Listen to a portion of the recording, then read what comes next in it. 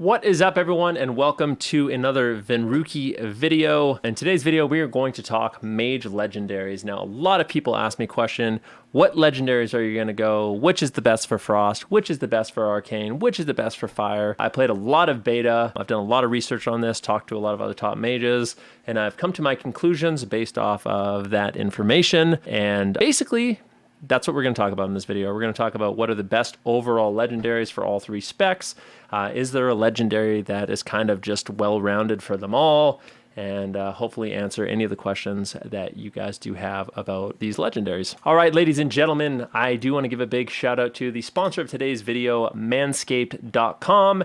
Manscaped has sent me their new performance package. Comes with all kinds of goodies, including the Lawnmower 3.0. This is a really great body hair trimmer for your entire body. Comes with skin-safe technology, an LED light, it is waterproof, and it works absolutely fantastic. So check this out, and it is a part of the performance package. In addition to that, we have the Manscaped Weed Whacker, and this is a trimmer for your nose as well as your ears. So if you get nose hairs, this will take care of it really, really quickly, or ear hair. In the package as well comes the Shears 2.0, so really high quality nail file, nail clippers, scissors, as well as tweezers. So if you get a unibrow like I do, the high quality tweezers make quick work of that. In addition, in this package does come with two extra goodies, the Crop Reviver ball toner and the Crop Preserver ball deodorant. So just some extra goodies that do come in the package. And if you order using the code VEN20 at manscaped.com, you will get 20% off your purchase, free international shipping, as well as 2 free gifts: the Shed travel bag to put all your new goodies in, as well as the Manscaped anti-chafing boxer brief. So really high quality stuff. Once again, thank you to Manscaped. And if you want to check out any of these products, there will be a link below. Use the promo code VEN20. And once again, a big shout out to manscaped.com. Now that we've got that out of the way, we can talk about these legendaries. So the first legendary that I'm going to be going after is the Triune Barrier. So Triune Barrier or Triune Ward, casting any barrier spell grants the effects of Blazing Barrier, Ice Barrier, and Prismatic Barrier. Each absorb shield has a 65% effectiveness, and this is actually nerfed, I think, to 50% in PvP. But the benefit still remains. The main benefit of Triune Ward is not only do you get a really large shield through your barrier, which is powerful, but there's the added benefit of getting the benefits of all of these different shields. So, as you can see with Ice Barrier, it slows melee attackers by 50%. Blazing Barrier, I believe, is Reflected Thorns damage. And then Prismatic Barrier, in my opinion, is the best. And what Prismatic Barrier does is it reduces the effectiveness of magic damage on you. And it also reduces the effects of magical control. So like things like if you have a Prismatic Barrier up, things like Polymorph, like Fear, are all going to last less time on you. So this is super effective. And overall, this is my #1 legendary pick, and it's what I'm going to be saving for. I personally think it's the best legendary for all three specs. But if you don't want to use Triune Ward, there are other options, but I just want you to know, I think it's the best. It offers, all the benefits of the shields, really good for your defense, as well as dispel protection. So another great benefit of Triune Ward is when you use it, you get 3 buffs on yourself, making it a lot more difficult for priests, shamans, other mages to dispel you, fell hunters. And it's just a really, really great legendary. So next we can talk specifically for Frost Mage and what my thoughts on that are. Actually, I guess before Frost, we could talk about another kind of generic legendary that I think might be strong is Sefu's Proclamation. Now, a lot of mages aren't talking about this because I do think there are better options, but Sefu's Proclamation is pretty well-rounded. Basically, every time you put a loss of control effect on an enemy, it is going to increase your secondary stats, all your secondary stats by 80 for 15 seconds. And this can only happen once every 30 seconds. So basically half the game, you're going to have bonus secondary stats, and crowd control is going to be 10% less on you. So I do think there's going to be some use cases for Sefu's.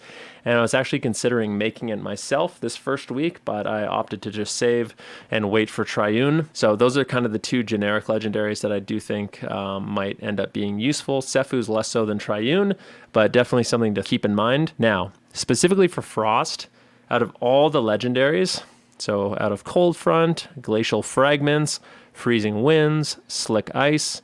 I think Freezing Winds by far and away wins. It gives you the most control over your burst damage. When you do use your Frozen Orb, you're going to be able to just spam out Ice Lance, Ice Lance, Ice Lance, Ice Lance every 3 seconds as long as it's hitting someone, or yeah, I think as long as it's up. So super effective legendary. If you're playing a composition like Rogue Mage, and you get a kidney shot and you drop a Frozen Orb, it's going to give you a lot of damage on demand. And I think for damage, this one is absolutely the best. Things like Slick Ice, anything that's centered around Icy Veins, I don't think is that great. So I would skip out on that personally. I really don't like the idea of having to keep Icy Veins up because everyone just rips it off you as fast as it goes up. Glacial Fragments might have some sort of synergy later on, depending on the comp you're playing. Like I could see Glacial Fragments having good synergy if you get the increased snare on Blizzard Conduit and you're playing like Mage Lock and the enemy team is always behind the pillar. Like Glacial Fragments might have a use case, but other than that, I don't think it's great. We can also talk a little bit about Grizzly Icicle. I think Grizzly Icicle is pretty good legendary for solo play. So if all you're doing is playing by yourself, I think overall it's pretty useful. Super effective against melee, but the problem with Grizzly Icicle for me is in any sort of group situation, your group is just going to break your Nova, unfortunately, and that's going to make it really difficult to actually get full effectiveness of it. So Grizzly Icicle is something that people did play a little bit on the beta, but it just kept getting nerfed for Frost Mage, and obviously it's the best for Frost Mage, but this is something, if you're a solo player, you might want to look into. It's an option. Now, for Fire, just like we did for Frost, we can take a look at what I think is the best for Fire. Now, there are some different options. People were kind of theorycrafting Firestorm. When Hot Streak activates, you have a low chance to cause all your Power Blasts and Flame Strike to have no cast time and be guaranteed critical strikes, so like a mini combust.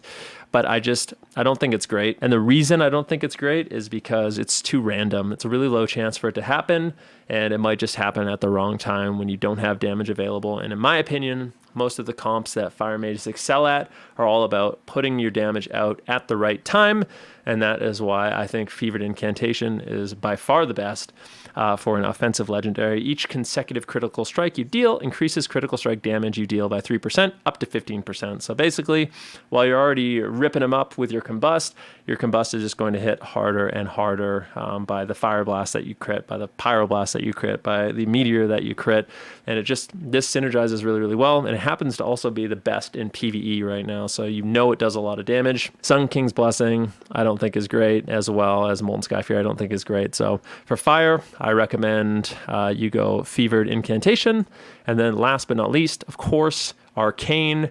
Now, there is some discussion between Arcane Bombardment and Arcane Infinity, but I feel like you're using missiles too often in the game, and you're using Barrage too often in the game to really get full value out of Arcane Infinity. I don't like the playstyle of just missiles.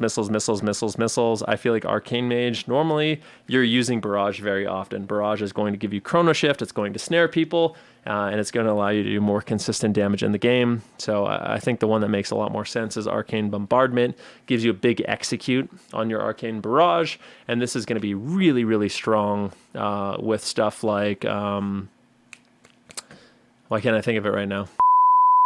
With Resonance. So with Resonance, I think it's going to be really, really strong. If you have multiple people in execute range, your Arcane Barrage can do a lot of damage with 4 charges. So for an offensive legendary, Arcane Bombardment is the one that I would select. Yeah, that pretty much covers it. I mean, the other ones aren't super great. Yeah, the other ones aren't super great or don't do anything. So once again, just to wrap up, for Frost, I highly recommend you go Freezing Winds if you want an offensive legendary. For Fire, you go Fevered Incantation if you want an offensive legendary. And then for Arcane Bombardment.